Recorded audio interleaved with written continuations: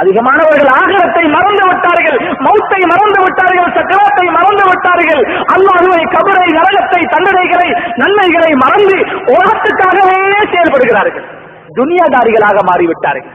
வியாபாரம் தான் என்னுடைய நோக்கம், உலகத்தை அடைவதுதான் என்னுடைய நோக்கம், உலகத்துல பேரையும் புகழையும் அடைவதுதான் என்னுடைய நோக்கம் என்று சிலர்கள் உலகத்துக்காகவே ஆகிவிட்டார்கள். அல்லாஹ் அந்த வாழ்க்கையை விட்டு எங்களை பாதுகாக்கும். நபி ஸல்லல்லாஹு அலைஹி வஸல்லம் அவர்கள் ஆயிஷா ரலியல்லாஹு அன்ஹா அவங்களோட மடியில ஒரு நாள் படுத்து கொண்டிருக்கிறார். ஆயிஷா ரலியல்லாஹு அன்ஹா மடியில தலையை வச்சு படுத்து கொண்டிருக்கிற நபி ஸல்லல்லாஹு அலைஹி வஸல்லம் அவர்களுடைய தாடி முடிகளை பார்க்கிறார்கள். சில முடிகள் நரைச்சிட்டு பழுத்துட்டு. இதை கண்டு ஆயிஷா ரலியல்லாஹு அன்ஹா அவங்களுக்கு ஒரு கவலை வந்துருச்சு. ஆஹா, ரசூலுல்லாஹ் ஸல்லல்லாஹு அலைஹி வஸல்லம் அவர்களுக்கு வயசு போய்விட்டது, முடிகளும் நரைத்து விட்டது, அவசரமாக சீக்கிரமாக எங்களை விட்டு போயிடுவாங்களே என்கிற கவலை வந்து தன்னை அறியாமல் அழுது கொண்டிருக்கிறார். கண்ணீர் வடியுது. இந்த கண்ணீர் மடியிலே படுத்து கிடந்த நன்றாக தூக்கத்தில் ஆழ்ந்திருந்த நபி ஸல்லல்லாஹு அலைஹி வஸல்லம் அவரோட முகத்துல விழுந்துட்டு முடிச்சுட்டான். ஏன் ஆயிஷா அழுகிறீங்க? இல்ல யா ரசூலல்லாஹ், உங்களோட தாடி முடிகளை பார்த்தேன், தலை முடிகளை பார்த்தேன், பழுத்திருக்குது, நரைச்சிருக்குது, நீங்க உலகத்தை விட்டு போயிருவீங்கிற கவலையில நான் அழுது கொண்டிருக்கிறேன் யா ரசூலல்லாஹ் என்று ஆயிஷா ரலியல்லாஹு அன்ஹா அவர்கள் சொன்னார்.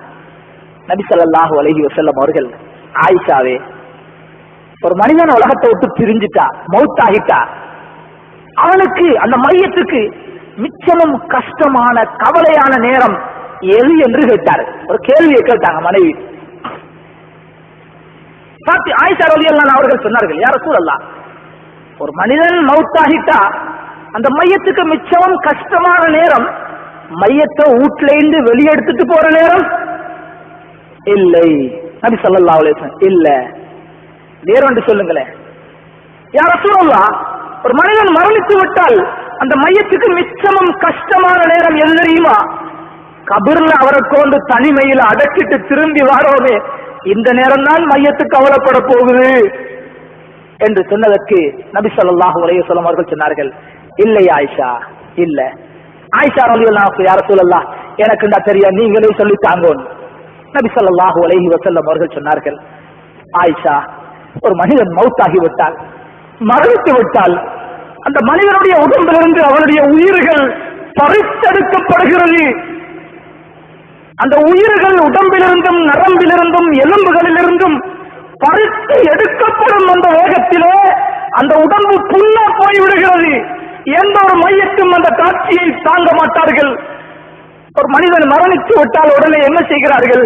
வீட்டில் உள்ளவர்கள் வருகிறார்கள், அடி கழுவ வேண்டும், குளிப்பாட்ட வேண்டும் என்கிறதுக்காக வருகிறார்கள். அந்த மையத்தை உடுத்திருந்த சட்டையை, சாரத்தை, உடுப்புகளை கலட்டுகிறார்கள். கலட்ட தொடங்கும் பொழுது அந்த மையத்து ஒரு சத்தம் வைக்கிறது, ஐயுகள் ராசில், என்னை குளிப்பாட்டுபவனே, என்னை குளிப்பாட்ட வந்திருப்பவனே, இப்பொழுதுதான் என்னுடைய உடம்பிலே உயிர் கலட்டப்பட்டு உடம்புகள் புண்ணா போயிருக்கிறது. என்னுடைய உடம்பிலிருந்து சட்டைகளை கலட்டும் நீ என்னை மெதுவாக நடந்து கொள், தாறுமாறாக கலட்டி விடாதே, என்னை அந்த பக்கம் இந்த பக்கம் போட்டு பிரட்டி இந்த புண்ணுடம்பை இன்னும் அழுத்தப்படுத்தாரே என்று ஒவ்வொரு மையத்தும் கெஞ்சுகிறது. இந்த நேரத்தில் அதிகமாக அந்த மையத்து கவலைப்படுகிறது என்று நபி ஸல்லல்லாஹு அலைஹி வஸல்லம் அவர்கள் சொன்னார். ஒவ்வொருத்தரும் அனுபவிக்கிறோம், ஒவ்வொருத்தரும் மௌத்தாக இருக்கிறோம், ஒவ்வொருத்தருக்கும் இந்த சக்கராத்து வர இருக்கிறது. ஒவ்வொருத்தரையும் குளிப்பாற்றுவதற்காக குடும்பத்தார்கள் வருவார்கள், நம்முடைய சட்டைகளையும் கலட்டுவார்கள். அந்த நேரத்தில் தான் அதை உணர முடியுமே தவிர எவ்வளவு சொன்னாலும் புரிய வைக்க முடியாது. அல்லாஹ்வுடைய நல்லடியார்களே, மையத்தின் இந்த நேரத்தில் படக்கூடிய கவலை, இந்த வேதனை, அது போடக்கூடிய சத்தம் ரொம்ப தாழ்மையாக கேட்டுக்கொள்கிறது. சத்தம் போட்டு கேட்கிறது தாழ்மையா, புண்ணுடம்பு புண்ணுடம்பு, இதை தாக்கி விடாதே, மென்மையாக மிருதுவாக பூ போல என்னுடைய உடம்பை நடத்து, என்னால தாங்க முடியாது என்று அவனுடைய குளிப்பாட்டுவதற்கு கெஞ்சு கேட்டுக்கொள்கிறது. இந்த சத்தத்தை மனிதனையும் ஜின்களையும் தவிர உள்ள உலகத்திலே உள்ள அத்தனை உயிருள்ள வஸ்துக்களும் கேட்கிறது என்று நபி ஸல்லல்லாஹு அலைஹி வஸல்லம் அவர்கள் சொன்னார். அல்லாஹ்வுடைய நல்லடியார்கள், அதை குளிப்பாட்டுவதற்காக சட்டையை கலட்டினதோட தண்ணீரை கொண்டு வந்து வைக்கிறான் மனிதன் குளிப்பாட்ட. இப்பொழுது இன்னொரு தடவை சத்தத்தை அந்த மையத்து இருக்கிறது. மையத்து வேற யாரையும் யோசிக்க கூடாது. நம்ம ஒருத்தரை என்ன யோசிக்கும்? நான் தான் அது. நான் மரணிக்கும் பொழுது நான் இப்படி சத்தம் விடுவேனே, இப்படி ஒரு நிலைமை எனக்கு உருவாகுவேன் என்று நினைச்சா இன்னும் லேசாக இருக்கு. அல்லாஹ்வுடைய நல்லடியார்களே, அந்த மையத்து இரண்டாவது கத்துகிறது, குளிப்பாட்டுவோனே, நீ தண்ணீரை கொண்டு வந்து வைத்திருக்கிறாய், என்னுடைய உடம்பு புண்ணுடம்பு, நீ கொண்டு வந்து வைத்திருக்கும் இந்த தண்ணீர் என்னுடைய உடம்பு தாங்காது, அந்த தண்ணீர் சுடுகிறது, கொஞ்சம் ஆற்றிக்கொள், ஐஸ் தண்ணியை போட்டு ஊத்திடாது, என் உடம்பு தாங்காது, நல்லா சுடு தண்ணியும் போட்டு என்ன குளிப்பாட்டாது, என் உடம்பு தாங்காது, சூடும் இல்லாமல் கடும் குளிரும் இல்லாமல் நடுப்பட்ட சாதாரண தண்ணீரை என்னுடைய உடம்பிலே மெதுவாக ஊற்றி என்னுடைய உடம்பை இறுக்கமாக தேய்த்து விடாது, உயிரோடு இருக்கும் பொழுது என் உடம்பை தேய்க்கிற மாதிரி நான் மௌத்தாகிட்டேன் என்ன அப்படி தேய்க்காது. இது கத்துகிறது. அந்த சத்தம் ஜின்களுக்கும் மனிதர்களுக்கும் தவிர எல்லா படைப்பினங்களுக்கும் கேட்கிறது. நம்ம ரோட்டில் ஒரு பூனை இருந்தா அந்த பூனைக்கும் கேட்கும். அல்லாஹ்வுடைய நல்லடியார்கள், எல்லா மிருகங்களும் கேட்கிறது, எல்லா உயிரினங்களும் கேட்கிறது.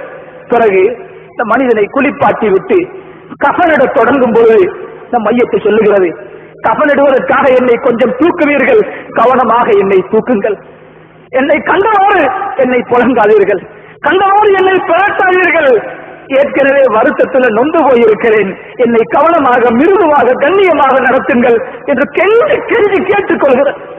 அதனாலதான் குளிப்பாற்ற நேரமும் குடும்பத்தில் உள்ளவங்க அந்த இடத்துல வைக்கணும், குடும்பத்தில் உள்ளவங்க மையத்துடைய வேலைகளை செய்யணும், ரொம்ப கண்ணியமாக நடந்து கொள்வாங்க. புறத்தி மனுஷனுக்கு இதெல்லாம் விளங்காது, அவருடைய வேலையை முடிக்க அவர் அவசரமா செயல்படுவார், அது மையத்துக்கு வருத்தமாகவும் அமையலாம். அல்லாஹ்வுடைய நல்லடியார்களே, கஃனிடும் பொழுது அந்த கஃனை செய்து முடிக்கும் பொழுது சொல்லுகிறது, என்னுடைய கஃனை மூடும் பொழுது முதலாவது முகத்து பக்கத்தை கட்டிடாதீங்க, முதலாவது என்னுடைய கால்களை மூடிவிடுங்கள், இரண்டாவது இடுப்பை மூடுங்கள், என்ற முகத்தை கடைசியா மூடுங்க, கடைசியா முகத்தை மூடுங்க. ஏண்டா எங்க குடும்பத்தை நான் ஒருக்க பார்க்கணும், இதுக்கு பிறகு இவங்களை பார்க்க முடியாது, இனிமேல் நான் இந்த முகங்களை பார்க்க உலகத்துக்கு மீண்டும் வர மாட்டேன், கடைசியாக என்னுடைய வீட்டிலிருந்து நான் அல்லாஹ்வை சந்திப்பதற்காக செல்லுகிறேன், கபருக்கு செல்லுகிறேன், என்ற முகத்தை கடைசியா மூடுங்க, கொஞ்சம் என் பிள்ளைகளை பார்க்கணும், வந்திருக்கிற சொந்தக்காரர்களை பார்க்கணும் என்று அந்த மையத்தை ரொம்ப பணிவாக சத்தமிட்டு அங்கு இருக்கிறவங்கள்ட்ட கேட்டுக்கொள்வதாக நபி ஸல்லல்லாஹு அலைஹி வஸல்லம் அவர்கள் சொன்னார். அல்லாஹ்வுடைய நல்லடியார்களே, இந்த உலகம் சிறுசி, இதுல இன்பங்கள் சிறுசி, இதை கண்டு நாங்க ஏமாந்து தீக்கிறோம். ஒரு பெரிய வாழ்க்கை எங்களுக்கு பின்னாலே, மௌத்துக்கு பின்னாலே ஒரு நீண்ட ஹதீஸ், ஒரு சில விஷயங்களை ஞாபகத்திலே. ஆகவே அல்லாஹ்வுடைய நல்லடியார்களே, இரவில் தூங்குகிறோம், அன்புள்ள மனைவி பக்கத்திலே தூங்குகிறார், காலையில் இவளை சந்திக்கலாம் என்கிறதுக்கு என்ன உத்தரவாதம்? என்ற பிள்ளைகள் பக்கத்தில் இருக்கிறார், நான் இல்லாம ஏறாது என்று சொல்லிக் கொண்டிருக்கிறோம். அடுத்த நிமிடம் எனக்கு மரணம் வந்து விட்டால் என் பிள்ளைகளுடைய செய்தி என்ன, என் தாய் தகப்பன் செய்தி என்ன? என்னை பெற்றோர்கள் இப்பொழுது கபரில் இருக்கிறார்கள், கூட பிறந்தவர்கள் கபரில் இருக்கிறார்கள். இந்த நிமிடம் இன்று வெள்ளிக்கிழமை இந்த நேரத்தில் அவர்களுடைய கபரிலே அவர்களுக்கு என்ன நடந்து கொண்டிருக்கிறது, என்ன நடக்கிறது? சிந்தித்து பாருங்கள் சகோதரர்கள், என்ன நடக்கிறது? சொர்க்கத்தில் இருக்கிறார்களா, நரக படுகொலையில் இருக்கிறார்களா? அவர்களுடைய நன்மையின் காரணமாக கபரிலிருந்து உயர்த்தப்பட்டு சுவர்க்கத்துக்கு சென்று விட்டார்களா, அல்லது அவர்களுடைய பாவத்தின் காரணமாக அந்த இருட்டறையிலே நொறுக்கப்பட்டு அல்லாஹ்வுடைய தண்டனைக்கு உட்பட்டு விட்டார்களா? யாருக்கு தெரியும்? இதே நிலைதான் நமக்கும் வரப்போகிறது. ஆகவே உலகத்துல எங்க போனாலும், எந்த நாட்டுக்கு போனாலும் மௌத்த மறந்து மட்டும் வாழக்கூடாது. மௌத்த அடிக்கடி நினைக்கிறது அமல் செய்யறதுக்கு லேசி, தொழுகிறதுக்கு லேசி, ஜிக்ர் செய்யறது லேசி. மௌத்தை நினைக்கிறவன் அமல் லேசி, ஜிக்ர் லேசி, குர்ஆன் ஓதுறது லேசி, குடும்பத்தை தீனுடைய அடிப்படையிலே இஸ்லாமிய அடிப்படையிலே வழிநடத்துறது லேசி, வியாபாரம் செய்யறது லேசி, ஹலாலாக நடந்து கொள்றது லேசி, ஹராத்திலிருந்து தவிர்ந்து கொள்றது லேசி, மௌத்தை முன்வைத்து வாழும் பொழுது. ஆகவே எல்லாரும் அடையவருக்கும் அந்த மரணத்தை அல்லாஹ் நம் அத்தனை பேருக்கும் சாந்தியானதாக ஈடேற்றம் மிக்கதாக ஆக்கி அருள்வானாக. யா அல்லாஹ், எங்களுடைய பாவங்களை மன்னிப்பாயாக, நன்மைக்கு வழிகாட்டுவாயாக, பாவத்திலிருந்து நம்மை பாதுகாப்பாயாக. நாம் எல்லாரையும் காத்து கொண்டிருக்கும் அந்த மௌத்தை யா அல்லாஹ், அந்த மௌத்துடைய சக்கராத்தை நமக்கு லேசுபடுத்துவாயாக. சக்கராத்துடைய வருத்தத்தை கொண்டு நம்மை சோதித்து விடாது யா அல்லாஹ். நம்முடைய உடம்புகள் தாங்காது யா அல்லாஹ். உன்னுடைய அருள் தேவை யா அல்லாஹ். உன்னுடைய கிருபை நமக்கு தேவைப்படுகிறது யா அல்லாஹ். நமக்கு நேரான வழியை காட்டுவாயாக. உனக்கு விருப்பமான வாழ்க்கையை நசீபாக்குவாயாக. நபிகளாரின் வாழ்க்கை வழிமுறைகளை நம்முடைய வாழ்க்கையில் எடுத்து நிற்க தௌபு செய்திருவாயாக. பாவம் செய்பவர்